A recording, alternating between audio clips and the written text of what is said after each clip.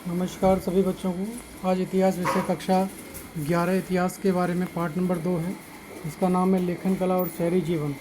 इस पाठ के बारे में मैंने पहले भी एक वीडियो आपको बना के दी थी, जिसमें कुछ बच्चों को कुछ समस्या हुई थी। अगर उस समस्या का अगर समाधान आपका नहीं हुआ है तो कृपया इस वीडियो को ध्यान से सुनेंगे और जो भी कुछ कमियाँ होंगी इसको क्लियर करेंगे। तो आज हम बात करते हैं लेखन कला और शहरी जीवन पाठ की। इस पाठ के अंतर्गत जो मेसोपोटामिया सभ्यता के बारे में बताया गया है कि मेसोपोटामिया सभ्यता क्या थी और मेसोपोटामिया सभ्यता कहाँ बसी हुई थी, इनकी जो जीवन शैली कैसी थी, इनके बारे में कहाँ से क्या जानकारी मिलती है और ये सभ्यता कब विकसित हुई। तो हम बात करते हैं आज से लगभग 5000 वर्ष पूर्व शहरी जीवन का प्रारंभ मेसोपोटामिया में हुआ। मतलब मेसोपोटामिया जो सभ्यता थी उसमें आज से 5000 वर्ष पूर्व शहरी जीवन का प्रारंभ हुआ था। मेसोपोटामिया जो शब्द है ये यूनानी भाषा का शब्द है और ये दो शब्दों से मिलकर बना है, जिसमें पहला है शब्द मेसोस और दूसरा है पोटोमोस। मेसोस का अर्थ है मध्य। एक मिनट में इसको अंडरलाइन करके आपको बताता हूँ। ये मेसोस का अर्थ है मध्य और पोटोमोस का अर्थ है नदी से मिलकर। तो इसका ये अर्थ हो गया कि मेसोपोटामिया का अर्थ क्या निकला इसमें, मध्य भाग जो नदियों से मिलकर बना है। और वो नदियाँ कौन सी हैं, दजला और फरात। तो ये जो दजला और फरात की जो नदियाँ थी, इसके बीच की जो भूमि थी वो बहुत उपजाऊ थी। इसी के कारण जो उपजाऊ भूमि के आसपास ये सभ्यता फली फूली। यह क्षेत्र आजकल इराक गणराज्य का हिस्सा है और इराक आप जानते हैं, और उसको पहले क्या कहा जाता था, मेसोपोटामिया। मेसोपोटामिया की ऐतिहासिक जानकारी के प्रमुख स्रोत क्या हैं, यानी कि ऐसे कौन कौन से सोर्सेज हैं जिसके आधार पर इस मेसोपोटामिया सभ्यता के बारे में जानकारी प्राप्त होती है। एक है वो मूर्तियाँ, इमारतें, कब्रें, आभूषण, औजार, मुद्राएं, मिट्टी की पट्टिकाएं तथा लिखित दस्तावेज।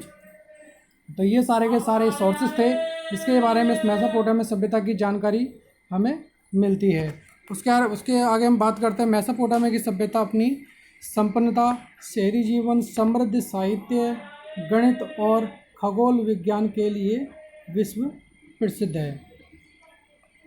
मतलब कहने का मतलब यह है कि इस मेसोपोटामिया की सभ्यता ने हमारे लिए बहुत सी ऐसी नई नई चीज़ें खोज की दी, जिसमें आती हैं खगोल विद्या। मतलब जो ब्रह्मांड में जो भी परिक्रमाएं हो रही हैं ग्रहों की, और जो भी आज हम सूचना जो प्राप्त कर रहे हैं, इस सब की जो शुरुआत है, इन सब की जो खोज किसके द्वारा की गई थी, मेसोपोटामिया के बारे में, मेसोपोटामिया के लोगों के द्वारा। और वहाँ का जो शहरी जीवन था वो, और उनके जो साहित्य थे वो क्या थे, समृद्ध थे, संपन्न थे, कंप्लीट थे। और मेसोपोटामिया के शहरी के दक्षिणी भाग को सुमेर और, यानी कि इस मेसोपोटामिया के जो दो भागों को बांटा गया है, उसके जो दक्षिणी भाग को और उत्तरी भाग को क्या कहा जाता है, इसके बारे में वर्णन किया गया है। इसमें बताया गया है कि मेसोपोटामिया के शहरीकृत, यानी कि जो शहर में जो बसा हुआ जो भाग था, उसके दक्षिणी भाग को क्या कहा गया है, सुमेर और अक्कद कहा गया है। सुमेर और अक्कद कहा गया है। 2000 ईस्वी पूर्व के पश्चात बेबीलोन एक महत्वपूर्ण शहर कायम हो गया। तो 2000 ईस्वी पूर्व के पश्चात, आज से मतलब कितना हो गया, 2000 ये है ईस्वी के और 2000 ईस्वी पूर्व, आज से 4000 साल पहले बेबीलोन एक महत्वपूर्ण शहर कायम हो गया था, जिसको आज हम किस नाम से जानते हैं, बेबीलोनिया के नाम से। आज हम किस नाम से जानते हैं, बेबीलोनिया के नाम से। उसके बारे में हम पहले भी इस क्लास में हम बता चुके हैं आपको, और फिर इसके आगे हम बढ़ते हैं इसके बारे में।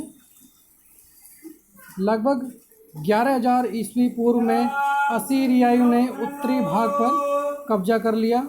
फिर इस क्षेत्र को असीरिया कहा जाने लगा। जो मेसोपोटामिया का जो उत्तरी भाग था, उस पर असीरियाइयों ने कब्जा कर लिया, और असीरियाइयों के कब्जा होने के कारण इस क्षेत्र का क्या नाम पड़ गया, असीरियाई। उसके बाद हम आगे बात करते हैं इस प्रदेश की प्रथम ज्ञात भाषा क्या थी, सुमेरी। मतलब यहाँ पहली जो भाषा बोली जाती थी उस भाषा का क्या नाम था, सुमेरी, अर्थात इसको सुमेरियन भी कहा जाता है। ध्यान रखना, पेपर के अंदर पूछ लेते हैं कि इनकी जो मेसोपोटामिया के जो लोग थे उनके द्वारा जो बोली जाने वाली प्रथम भाषा कौन सी थी, सुमेरी या सुमेरियन। ऑप्शंस में जो भी आए वो आपका सही माना जाएगा। अगर दोनों आते हैं तो आंसर दोनों ही सही माने जाएंगे। 2400 ईस्वी पूर्व में अक्कदी लोगों ने यहाँ पर अपना आगमन किया। कहाँ पर? मेसोपोटामिया में।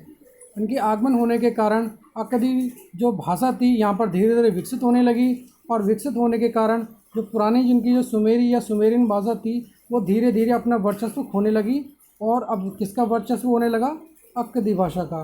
तो इसलिए यहाँ पर जो अक्कदी भाषा एक महत्वपूर्ण स्थान होने लगी। इस सभ्यता में नगरों का जो निर्माण हुआ वो 3000 ईस्वी पूर्व प्रारंभ हो गया था। यानी कि आज से कितने 5000 साल पहले नगरों का निर्माण हुआ। कहाँ पर? इस सभ्यता में। कौन सभ्यता थी ये? मेसोपोटामिया की सभ्यता। और इस सभ्यता के अंतर्गत एक उरुक उर मारी ये एक प्रसिद्ध नगर थे।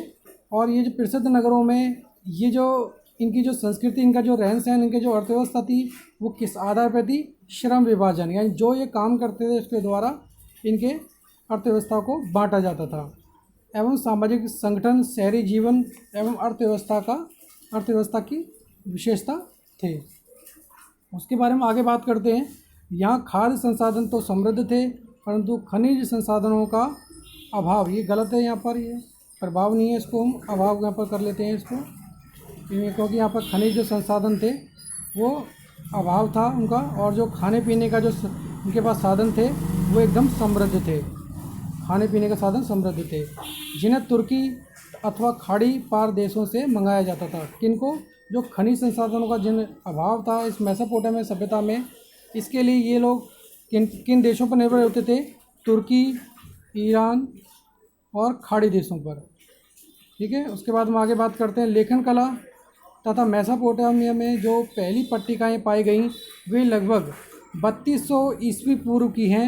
इन पर कीलाकार लिपि द्वारा लिखा जाता था। अब ये कीलाकार लिपि के द्वारा कैसे लिखा जाता था, बड़ी सोचने वाली बात है। आप भी, आपके मन में भी ये बात उठ रही होगी, तो उसके बारे में हम समझते हैं थोड़ा सा। देखो होता क्या है, जो मिट्टी होती है, मिट्टी, उस मिट्टी की एक प्लेट्स टाइप में बनी जाती थी, इसको टैबलेट कहा जाता था।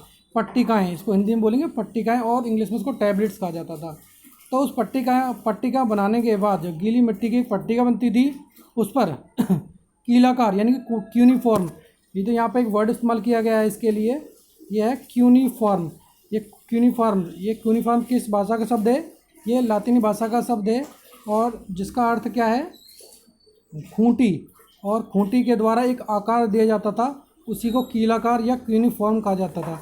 इसी क्यूनिफॉर्म के आधार पर जो पट्टिकाएँ होती थीं उस खूंटी से उस पर, जैसे मान लो ये आपकी एक पट्टिका है, इस तरीके से एक पट्टिका हुई, इस पट्टिका में अगर हमें किसी खूंटी से लिखना है तो ऐसे निशान मार मार के उसको, या कुछ ऐसे आकृति देकर उस पर लिखा जाता था। तो ये उनकी एक लिपि थी, लेखन शैली थी, जिसके आधार पर उन्होंने अपनी सभ्यता, अपनी संस्कृति को बनाया हुआ था। तो हम आगे बात करते हैं। 1400 ईस्वी पूर्व से धीरे धीरे अरामाइक भाषा का प्रवेश हुआ। यह हिब्रू भाषा से मिलती जुलती थी, और 1000 ईस्वी पूर्व के बाद यह व्यापक रूप से बोले जाने लगी तथा आज भी इराक के कुछ भागों में बोली जाती है। धीरे धीरे यहाँ पर एक नई भाषा का और प्रवेश हुआ। आज से कम 3400 साल पहले, उस समय अगर बात करें तो 1400 ईस्वी पूर्व से धीरे धीरे इस भाषा का प्रवेश हुआ। जो यह भाषा थी, कौन सी? अरामाइक भाषा। ये किस भाषा से मिलती जुलती थी? हिब्रू भाषा से। लेकिन हिब्रू भाषा और अरामाइक भाषा मिलती जुलती थी, और इन दोनों मतलब इस भाषा के प्रवेश होने के कारण वहाँ के लोगों ने इस भाषा को भी अपना लिया। तो इस तरीके से 3 भाषा कौन कौन सी हुई? एक आपकी भाषा जो शुरू की भाषा थी उसको याद रखना है, कौन सी थी? सुमेरी। दूसरी क्या है? अक्कदी। और तीसरी भाषा क्या है अब ये जो अभी आई है, उसका क्या नाम है? अरामाइक। तो ये 3 भाषा हुई। इन 3 भाषाओं के प्रवेश हुआ सभ्यता में। तो पूछ सकते हैं कि इस सभ्यता में कौन कौन सी भाषाएं बोली जाती थी, तो आपको 3 भाषा का वर्णन करना है। पहली है सुमेरी, दूसरी अक्कदी, और तीसरी हो गई आपकी अरामाइक। और अरामाइक भाषा ये किस भाषा से मिलती जुलती थी? हिब्रू भाषा से। उसके बाद हम आगे बढ़ते हैं। 5000 ईस्वी पूर्व दक्षिणी मेसोपोटामिया में बस्तियों का विकास होने लगा। मतलब 5000 ईस्वी पूर्व में जो मेसोपोटामिया की सभ्यता थी उसके दक्षिणी भागों में बस्तियों यानी कॉलोनियों का विकास होने लगा। और जिसमें से कुछ शहरों में परिवर्तित हो गए। जो वो कॉलोनियाँ थीं वो धीरे धीरे उन्होंने नई नई सुविधाओं को अपनाकर उन कॉलोनियों का रूप एक शहर के रूप में परिवर्तन कर लिया। यहाँ पर एक उरनगर और एक मारी और एक उरुक 3 नगरों के बारे में बताया गया है, जिसमें से जो उरनगर है, पेपर में अक्सर पूछ लेते हैं कि उरनगर में किस चीज़ का अभाव था। तो यहाँ पर देखो साफ साफ लिखा हुआ है, ज़रा इसको ध्यान रखना है आपको कि यहाँ पे ऐसे कौन सी चीज़ का अभाव था। वो थी नगर नियोजन। कौन सी थी? नगर नियोजन, यानी कि जो वेल प्लानिंग थी जो नगर की, उस चीज़ का अभाव था। क्योंकि यहाँ पर जो नगर जो विकास हुआ वो टेढ़ा मेढ़ा था। टेढ़ा मेढ़ा क्यों था? क्योंकि कॉलोनी के द्वारा ये धीरे धीरे नगर बने थे। और यहाँ की जो गलियाँ थीं वो कैसी थीं? टेढ़ी मेढ़ी थी, उबड़ खाबड़ थी, शंकरी थी, यानी कि गड्ढेदार थी, कहीं ऊंची हैं तो कहीं नीची। इस कारण से यहाँ पर इस नगर नियोजन पद्धति का अभाव था। इराक भौगोलिक विविधता का देश है। इसका पूर्वोत्तर भाग हरे भरे एवं ऊंचे नीचे मैदानों से घिरा हुआ है। इस प्रदेश का उत्तरी भाग ऊंची ज़मीन, और ये ऊंची जो ज़मीन है वो वहाँ पर कैसी घास थी? स्टेपी घास, और ये पशुपालन की दृष्टि से बहुत ही उपयुक्त है। उसके बारे में आगे बात करते हैं हम। दक्षिणी भाग जो इस भाषा का मतलब जिस सभ्यता का जो दक्षिणी भाग था वो कैसा था? वो रेगिस्तानी था, यानी कि रेगिस्तान, जहाँ पर बालू ही बालू मिलती है। यहाँ सबसे पहले नगरों और लेखन प्रणाली का प्रादुर्भाव हुआ, यानी कि इन शैलियों को, लेखन जो शैली थी सबसे पहले यहाँ पर दक्षिणी भाग में विकसित हुई। श्रम विभाजन शहरी जीवन की विशेषता है, यानी कि जो यहाँ पर जो जीवन शैली थी यहाँ पर शहरों की, उसका जो मुख्य आधार था वो किस बेस पे था? वो श्रम विभाजन, यानी कि जैसी वो मतलब मजदूरी या मेहनत जो करते थे, जो काम करते थे, जो व्यवसाय करते थे, वही उनकी शहरी जीवन की मुख्य विशेषता था। इसके साथ ही शहरी अर्थव्यवस्था में एक सामाजिक संगठन का होना आवश्यक है, यानी कि शहरी जो अर्थव्यवस्था थी उसमें एक सामाजिक सोशल ऑर्गेनाइजेशन का होना बहुत ही आवश्यक था। ये भी इसकी एक महत्वपूर्ण विशेषताओं में गिना जाता है। ठीक है, आगे बढ़ते हैं हम धीरे धीरे। मेसोपोटामिया के जो लोग थे उनकी वो क्या थे? वो लकड़ी, तांबा और रांगा, चांदी, सोना और विभिन्न प्रकार के पत्थर तुर्कों और ईरान अथवा खाड़ी देशों से आयात करते थे। कहने का मतलब ये कि इन चीज़ों का अभाव था। जो संसद थे, जो उनके पास संसाधन थे, उसमें लकड़ी, तांबा, रांगा और चांदी, सोना, ये विभिन्न प्रकार के और पत्थर ये कहाँ से प्राप्त करते थे? कहाँ से आयात करते थे? तुर्क से और ईरान से तथा खाड़ी देशों से, क्योंकि इन चीज़ों का इन पर अभाव था। लेकिन खाद्य जो इन पर सामग्री थी वो परिपूर्ण थी, वो अधिक थी। इसके बदले में वे अपने जो मिश्रित कपड़े, यानी कि निर्मित कपड़े और कृषि उत्पादन का निर्यात करते थे। जो इनके पास जो वस्तुएं थी जो एक्स्ट्रा थी, जिसमें से जो निर्मित कपड़े हुए और जो उनके पास कृषि के जो उत्पादन थे, वो चीज़ें एक्सेस होने पर ये लोग इन देशों को, कौन कौन से देश थे? ईरान, खाड़ी देश, इनमें वो निर्यात करते थे। और उन देशों से ये बदले में क्या लेते थे? लकड़ी, तांबा, रांगा, चांदी और सोना और विभिन्न प्रकार के जो पत्थर थे। मेसोपोटामिया के जो लोग थे ये मिट्टी की पट्टिकाओं पर लिखते थे। अभी मैंने जो बताया था आपको, जो टैबलेट्स थी उसके द्वारा जो लिखा जाता था। तो मेसोपोटामिया के जो लोग थे वो मिट्टी की पट्टिकाओं पर लिखते थे और अपने हिसाब किताब तथा साहित्य इन्हीं पट्टिकाओं पर लिखते थे। जो इनका जो हिसाब किताब जो लेखा जोखा होता था उसके लिए इनके पास किताब नहीं थी, तो ये टैबलेट्स जो होती थी मिट्टी की, इन पर टैबलेट्स बनाकर कीलाकार क्यूनिफॉर्म के द्वारा लिखा जाता था। मेसोपोटामिया को बहुत कम लोग जो मेसोपोटामिया के जो लोग थे, जो यहाँ के वासी थे, वो पढ़े लिखे थे। क्यों? क्योंकि इनके द्वारा जो लिपियों में जो शब्द जो इस्तेमाल होते थे वो विभिन्न थे, जिनकी संख्या 100 से ऊपर थी। इसलिए ये पढ़ने में बहुत पेचीदा थे। हर कोई इनको पढ़ नहीं पाता था, समझ नहीं पाता था। इसलिए यहाँ के लोग कैसे थे? कम पढ़े लिखे थे। अधिकतर लिखावट बोलने के तरीकों को प्रदर्शित करती थी। पुरातत्वविद के आधार पर सर्वप्रथम राजा ने ही व्यापार और लेखन की व्यवस्था की। इस संबंध में एक प्राचीन शासक एनमर्कर का नाम उल्लेखनीय है। इसमें ध्यान देने वाली बात है, जो एनमर्कर जो एक शब्द है ये आया है, इसमें मैंने एक टेस्ट भी लिया था, आपको उसमें बताया था ये एनमर्कर जो था ये कहाँ का राजा था और इसके द्वारा यानी कि जो इनकी जीवन शैली, जो इसकी राजनीतिक व्यवस्था थी वो क्या थी, इसके बारे में आपको ध्यान देने योग्य बातें हैं, इसको ध्यान रखनी है, याद रखना है। सर्वप्रथम जो राजा यहाँ के कौन थे? एनमरकर थे, जिन्होंने लेखन व्यवस्था और व्यापार के लिए एक मतलब सिस्टमेटिक तरीके से व्यवस्था रखी थी। 5000 ईस्वी पूर्व से दक्षिणी मेसोपोटामिया में बस्तियों का विकास प्रारंभ हो गया था। इन बस्तियों में बहुत बस्तियां कालांतर में प्राचीन शहर में बन गए थे। जो धीरे धीरे जो बस्तियां थीं ये कैसी में बदल गई थी? प्राचीन शहरों में बदल गए थे। उसके बाद हम आगे बात करते हैं। मेसोपोटामिया की खुदाई में सबसे पहले ज्ञात मंदिर एक छोटा सा देवालय था।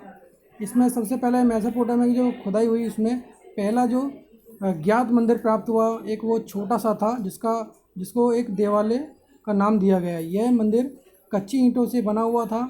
मंदिर में विभिन्न देवी देवताओं का निवास था। जैसे उर को चंद्र देवता थे, जो नगर था उरुक और मारी, 3 जो नगर थे जिसमें से उर नगर थे उसमें वो चंद्र देवता उनके मुख्य देवता माने गए हैं।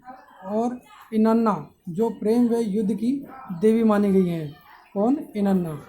इसमें जो यहाँ पर एक मैं बताती है जो शब्द है इनन्ना, याद रखना है। और ये चंद्र जो देवता हैं ये देवता थे। इनन्ना जो ये युद्ध की देवी मानी गई हैं और प्रेम की देवी इनन्ना। मेसोपोटामिया में नगर नियोजन की पद्धति का अभाव था। मेसोपोटामिया के उर नगर में नगर नियोजन पद्धति का अभाव था। यहाँ जल निकासी की व्यवस्था मोहनजोदड़ो की जल निकासी की व्यवस्था से भिन्न थी। जो 12वीं क्लास में आप पढ़ोगे मोहनजोदड़ो की सभ्यता के बारे में, उसमें जो जल निकासी व्यवस्था थी वो बहुत समृद्ध थी, अच्छी थी, उच्च कोटि की थी। वहाँ पर नदियों को ढका जाता था। एक जो नालियाँ और जो कॉलोनियाँ होती थीं वो एक दूसरे को समकोण पर काटती थीं, ग्रिड पद्धति के आधार पर थी। लेकिन ये जो मेसोपोटामिया की जो सभ्यता के बारे में बात कर रहे हैं, इस सभ्यता में उस चीज़ में थोड़ी सी कमियाँ रही हैं। ये मोहनजोदड़ो की सभ्यता से बिल्कुल भिन्न थी। लोग अपने घर का सारा कूड़ा कचरा बाहर गलियों में डाल देते थे। कौन? मेसोपोटामिया के जो लोग थे। इसलिए यहाँ पर जो जल निकास व्यवस्था है वो ठप हो गई थी, एकदम बेकार हो गई थी। इसलिए यहाँ पर कोई भी सिस्टमेटिक तरीके से काम नहीं होता था। और नगर में नगरवासियों के लिए एक कब्रिस्तान था जिसमें शासकों तथा जनसाधारण की समाधियाँ पाई गई हैं। तो कुछ लोगों की कब्र साधारण घरों की ज़मीन के नीचे भी पाई गई हैं। कहने का अर्थ है कि कुछ लोग तो जो अपने लिए एक कब्रिस्तान उन लोगों ने बनाया हुआ था जहाँ पर शासक और जो आम लोग थे वो एक साथ समाधियों के द्वारा एक ही कब्रिस्तान में देखे पाए गए हैं। इनकी जो कंकाल जो प्राप्त हुआ उसके आधार पर ये ज्ञात हो जाता है। और कुछ ये भी सूचना मिलती है कि जो ये सर्वसाधारण जो लोग थे अपने घरों की ज़मीन के नीचे ही कब्र बनाकर जो लाशें होती थी उनको दफना दिया करते थे। नगरों की सामाजिक व्यवस्था में एक उच्च सम्भ्रांत वर्ग का प्रादुर्भाव था। धन दौलत का ज़्यादातर हिस्सा समाज के एक छोटे से वर्ग के हाथों में केंद्रित था। मेसोपोटामिया के जो समाज में परिवार कोई आदर्श माना जाता था जिसमें पति पत्नी और उनके बच्चे शामिल होते थे। पिता परिवार का मुखिया होता था। कहने का मतलब यह है कि इसमें एक जो सिंगल परिवार की व्यवस्था थी जिसमें पति पत्नी और उनके बच्चे यही इसमें होते थे। इसमें बड़ा परिवार नहीं होता था मेसोपोटामिया में जिस तरीके से जो हम कहते हैं जिसमें दादा दादी वगैरह ये सब होते थे, ऐसा कुछ नहीं था। उसमें बस पति पत्नी और उनके बच्चे होते थे। ये एकल परिवार थे। इसी परिवार को वो आदर्श मानते थे। और इन सबका जो मुखिया कौन होगा इस परिवार का, उसमें पिता होता था, जो हेड होता था। कौन होता था? पिता। 2000 ईस्वी पूर्व के बाद मारी शहर का विकास राजधानी के रूप में हुआ। जो मेसोपोटामिया की जो सभ्यता थी वो धीरे धीरे विकसित होने लगी और उसमें एक राजधानी के रूप में उभर कर क्या आया? मारी शहर। यह राज्य फरात नदी के धारा पर स्थित है और कृषि के साथ साथ पशुपालन ही इसका प्रमुख व्यवसाय है। यायावर समुदाय से समृद्ध हुए भूमि प्रदेश में पश्चिमी मरुस्थल से आते रहते थे। ये खानाबदोश लोग अक्कदी, अमोराइट, असीरियाई और अर्मीनियन जाति से संबंध रखते थे। मेसोपोटामिया के लोग शहरी जीवन को महत्व देते थे। जो मेसोपोटामिया के जो लोग थे वो अपने ग्रामीण क्षेत्र को ना अपनाकर सबसे ज़्यादा किस जीवन की ओर अपना रुख अपनाते थे? शहरी जीवन की ओर। विभिन्न जातियां और समुदाय के लोगों के परस्पर मिश्रण से यहाँ की सभ्यता में जीवन शक्ति उत्पन्न हो गई थी। तो यहाँ के जो विभिन्न जो जातियाँ जो समूह जो बटे थे, मैंने बताया था श्रम विभाजन जो मुख्य आधार था यहाँ के जो लोगों का जो जीवन यापन करने का जो रहने की जो व्यवस्था जो सामाजिक आधार था वो किस आधार पर था, वो श्रम विभाजन। तो यहाँ के जो विभिन्न जाति और समुदाय के लोगों के परस्पर मिश्रण से यहाँ की सभ्यता में महत्वपूर्ण जो सभ्यता में जीवन शक्ति उत्पन्न हो गई थी। मेसोपोटामिया की काल गणना और गणित की विद्वतापूर्ण परंपरा दुनिया की सबसे बड़ी देन है। जो हम आज गणित के बारे में बात करते हैं और जो काल गणना यानी कि जो जैसे काल है, जो आज हम क्या देख रहे हैं, कल कौन सी तारीख होगी, आने वाला समय कैसा होगा, तो इस सब की जो महत्वपूर्ण ये सब जानकारियाँ हमें किसके द्वारा प्राप्त होती है, मेसोपोटामिया की सभ्यता के द्वारा। तो ये मुख्यतः देन किसकी है, मेसोपोटामिया की देन। अंत में एक पुराकालीन पुस्तकालय और आरंभिक पुरातत्ववेदता की मदद से मेसोपोटामिया की अतीत की प्रलेखों एवं परंपराओं को खोजने और सुरक्षित रखने की कोशिश की गई। गिलगेमिस उरुक नगर का शासक था। जो उरुक नगर था, उरुक और मारी, ये तीन जो नगर थे, जिसमें से एक नगर है उरुक नगर। इसका जो एक प्रमुख शासक था उसका नाम था गिलगेमिस। ये एक महान योद्धा था जिसने दूर दूर तक के प्रदेशों को अपने अधीन कर लिया था। समय का विभाजन सिकंदर के उत्तराधिकारियों द्वारा अपनाया गया। वहाँ से यह रोम तथा इस्लाम की दुनिया में तथा बाद में मध्ययुगीन यूरोप में पहुँचा। जो समय कैसे विभाजन किया जाए, यानी कि समय को किस तरीके से बांटा जाए, इस सब का जो श्रेय है वो किस पे जाता है, सिकंदर के उत्तराधिकारियों, यानी कि सिकंदर के बाद जो भी राजा हुए उन सब ने इस समय को अलग अलग तरीके से बांटा, लोगों को बताया कि समय किस आधार पे हमें रखना चाहिए, कैसा समय है, टाइम को कैसे हमें देखना है। तो ये सब की जानकारी हमें किसके द्वारा प्राप्त की जा रही है, हमारे जो आज के टाइम पर वो सिकंदर के उत्तराधिकारियों द्वारा।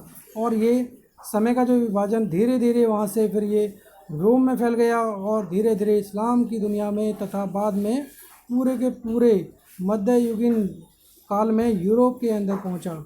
इस तरीके से ये जो पार्ट नंबर 11 आपका समाप्त होता है। अगर पार्ट से संबंधित जो भी आपकी कुछ क्वेरी हैं तो आप कमेंट बॉक्स में डालें। अगर कुछ भी समझ में नहीं आता तो आप मुझसे पूछ सकते हैं, ताकि आपकी जो भी क्वेरी है वो जल्द से जल्द समय रहते पूरे की जा सके। और आपको जो टेस्ट दिए गए हैं, जो टेस्ट दिए जाते हैं इस पाठ से संबंधित, उसको आप अपने तरीके से करें और जो भी कोई समस्या आती है उसको पूछ लें। धन्यवाद।